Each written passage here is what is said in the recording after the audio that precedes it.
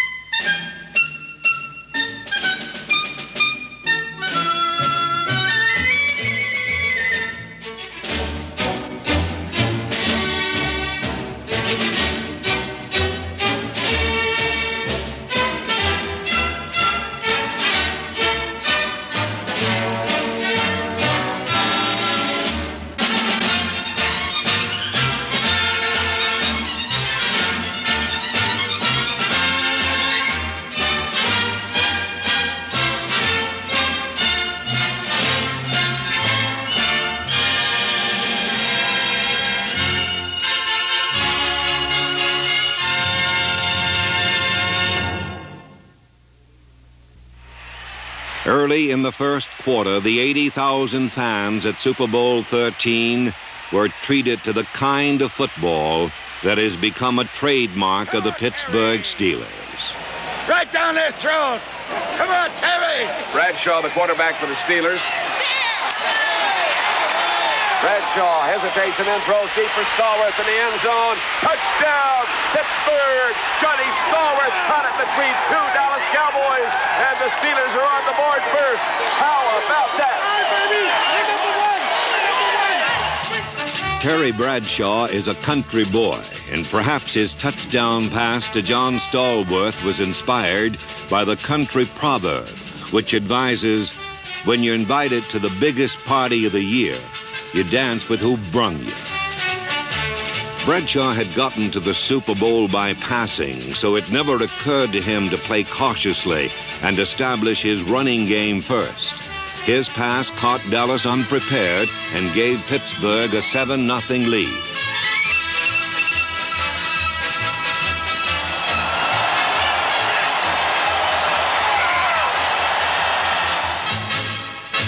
Pittsburgh's defense was just as bold as its offense. They blitzed their linebackers, often surprising Roger Staubach with a 5- or 6-man pass rush.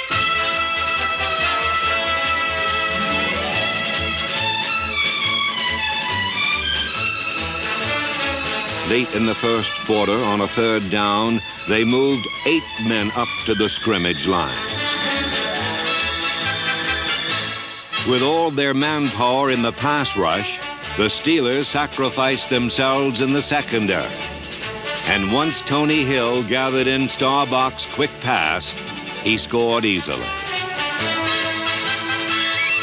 The 8-man rush had forced the Steelers to cover the dangerous Dallas receivers man for man. Another look at the play reveals that Mel Blount, number 47, was so intent on guarding Drew Pearson, he never reacted to Hill's reception.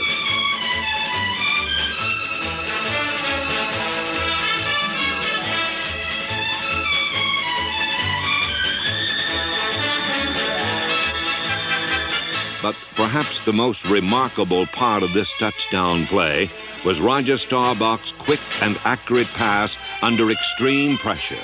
Direct snap to Staubach. He barely gets it away. It is caught at the 25. Here goes Tony Hill over the 20, the 10, the 5. Touchdown, Cowboys! That is twice the Steelers have threatened and given the maximum blitz on third down and long. And that, I think, might be the kind of a spark that will get the Cowboys going as we move toward the second quarter.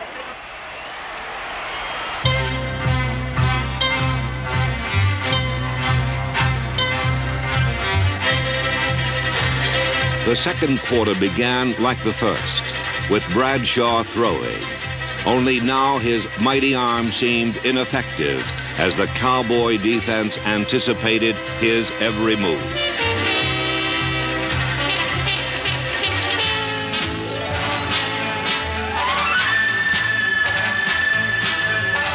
The Superman of the Steelers became a bumbling Clark Kent, an easy pushover for the big bullies from Dallas. There's a delayed blitz, and Bradshaw fumbles the ball, picks it up, rolls out. Caught and dropped by Thomas Hollywood. It's picked up now by Hegman. Mike Hegman. He's to the 15, the 10, the 5, and in for a touchdown if it all stands.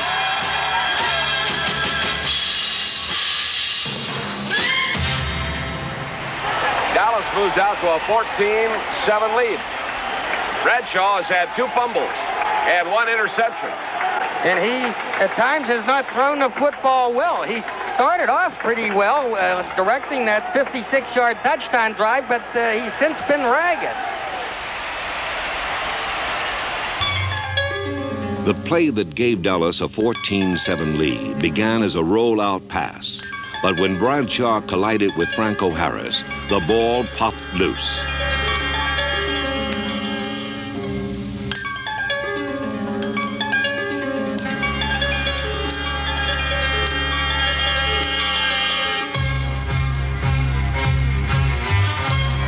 While Bradshaw retrieved his fumble, Thomas Henderson and Mike Hegman stalked him like 2 burglars. One held him, the other robbed him.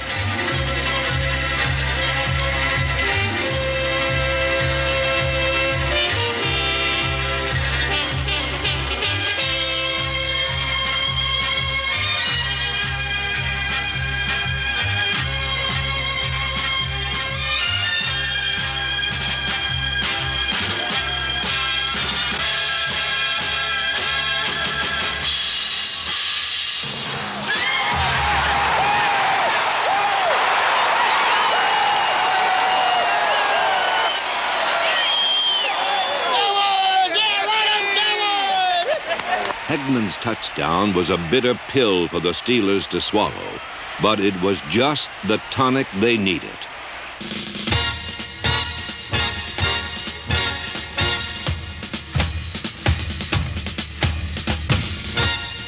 When they regained the ball, John Stallworth turned a routine sideline pass into a marathon 75-yard touchdown run that tied the game.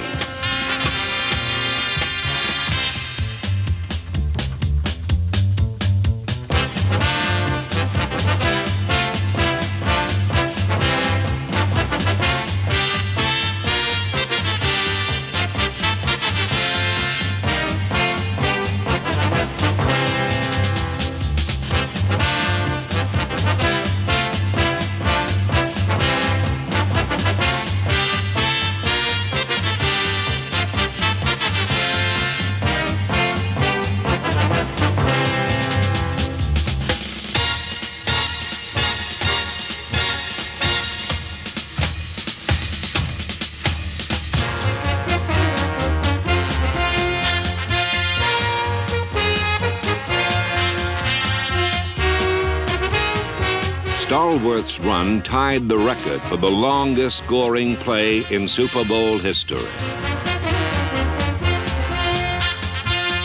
Stallworth is from Alabama, and down there, the locals say that he's like a blend of sipping whiskey and white lightning.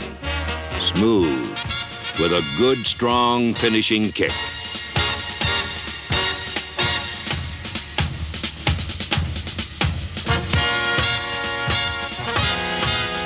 With 5 minutes left in the first half, Super Bowl XIII had turned into a circus of big plays.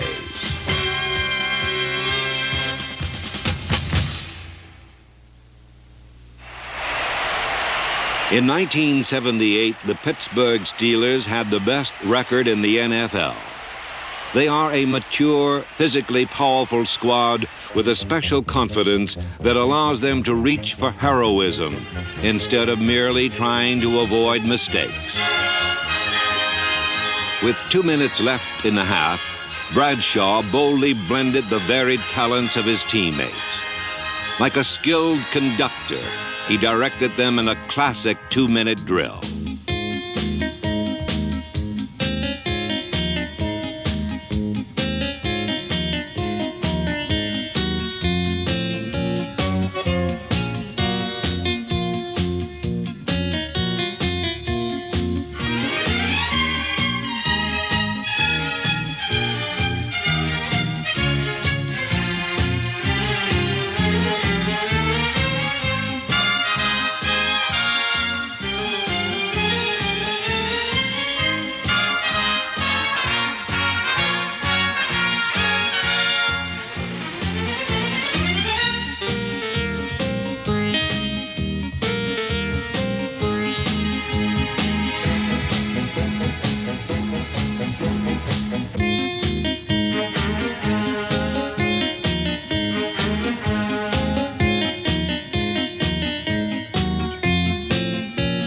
At the Dallas 7-yard line with 33 seconds left in the half, Bradshaw called a pass-run option play. Pursued by the Cowboys and with no room to run, he finally spotted Rocky Bleier in the end zone.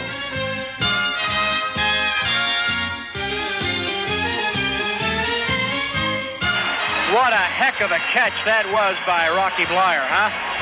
Would you have expected Rocky Bleier to turn into Nijinsky? Who's Nijinsky? Oh, then Nijinsky was a great ballet dancer. Well, Cowboys trail by 7 again.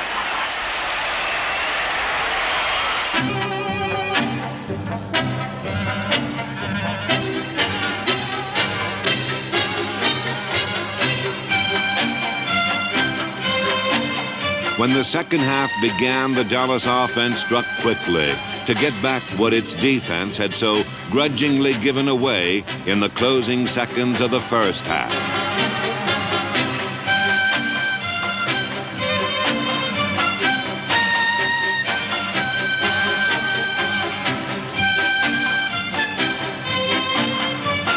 Dallas drove to the Pittsburgh 10-yard line late in the third quarter. Come on, D, now's the time. It seemed certain they would score the touchdown that would turn Super Bowl 13 into a tie game again. It's 3rd down and 3, Dallas at the Pittsburgh 10. Roger back to throw, has a man open in the end zone, caught, touchdown, dropped in the end zone. Jackie Smith all by himself. Oh, bless his heart, he's got to be the sickest man in America. Oh, Jackie was so wide open in the end zone, it was incredible. And he could not hang on to the ball. A catch by Smith would have tied the score. Instead, Dallas had to settle for a field goal and trailed Pittsburgh by 4 points at the end of the third quarter.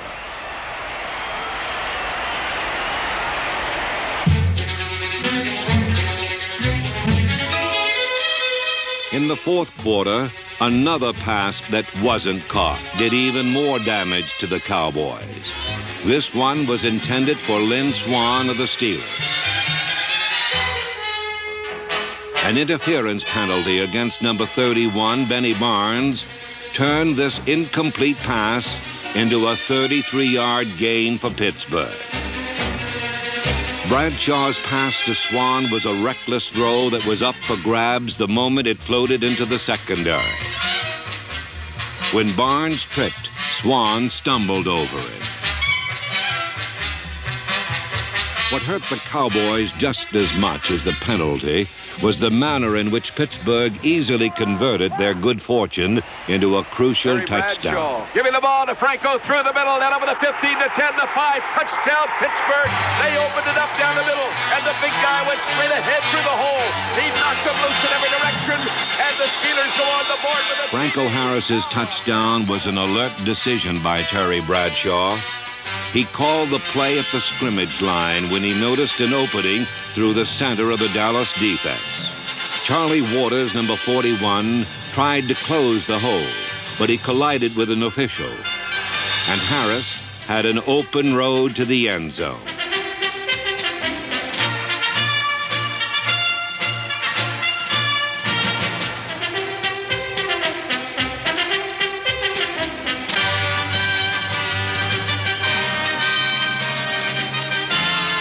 While the Steelers celebrated their 11-point lead, another touch of misfortune awaited the rankled Cowboys.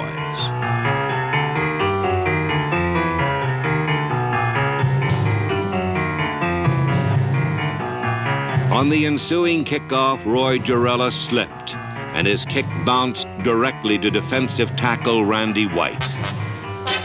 A cast on White's fractured thumb prevented him from getting a grip on the ball, and it squirted loose before he was hit. Fumble! Ball loose! Still fighting for it at the 21. It is Pittsburgh's ball. Holy mackerel! Here we go, Steelers! Here we go! Here we go, Steelers! Here we go! Here we go, Steelers! Here we go! Bradshaw is back. And he's going to swan and score, makes a circus catch in the end zone. Unbelievable catch for the touchdown. He was up in the air and made a circus catch. He looked like a flying circus, and the Southern Cal Flyer pulled it in. Holy smokes, 18 yards, and they strike again.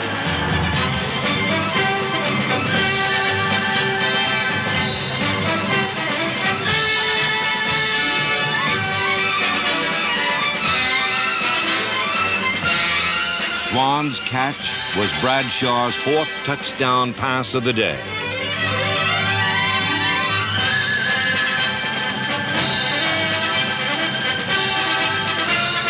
It put Pittsburgh ahead 35-17.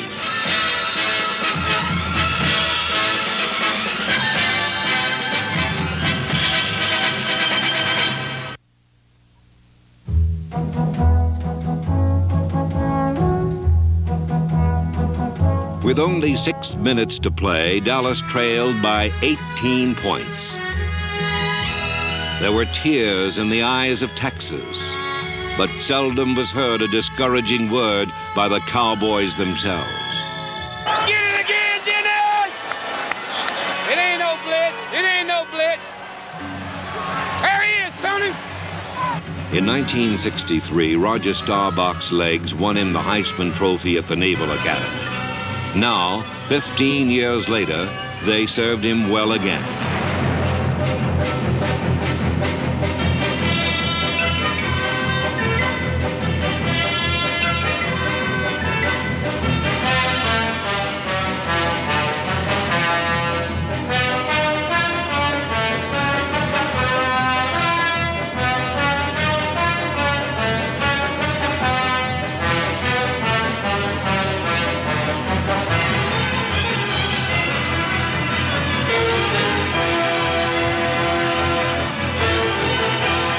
Staubach and Tony Dorsett, number 33, gained most of the yardage in a furious 8-play, 90-yard drive. Staubach passed to Billy Joe Dupree for a touchdown that cut the Steelers' lead to 11 points.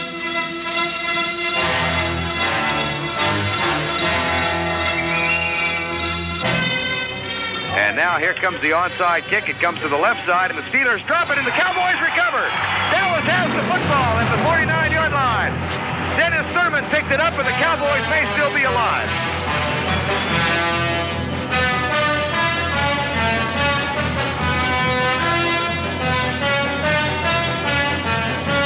Get him out! Get him out! Get that quartet! Get him in!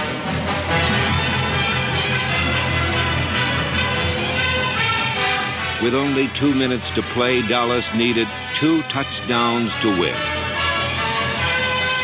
As they drove down the field again, it was an appropriate occasion to summon up the old cliches which salute gallant losers who play on for pride and self-respect when all hope for victory has vanished. But no, this was a team that truly believed it still could win.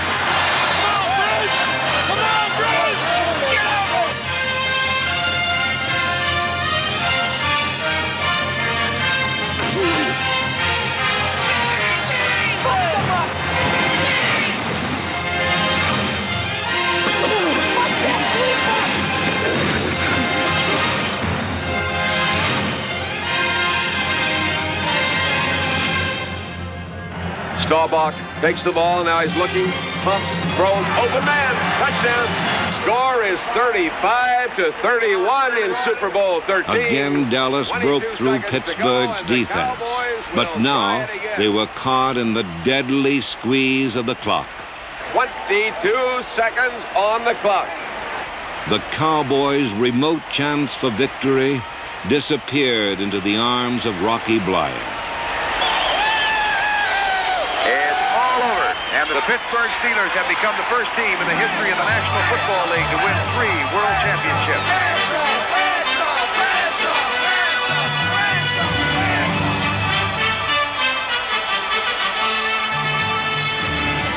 The Pittsburgh Steelers defeated the Dallas Cowboys in a Super Bowl that was everything the championship game is supposed to be.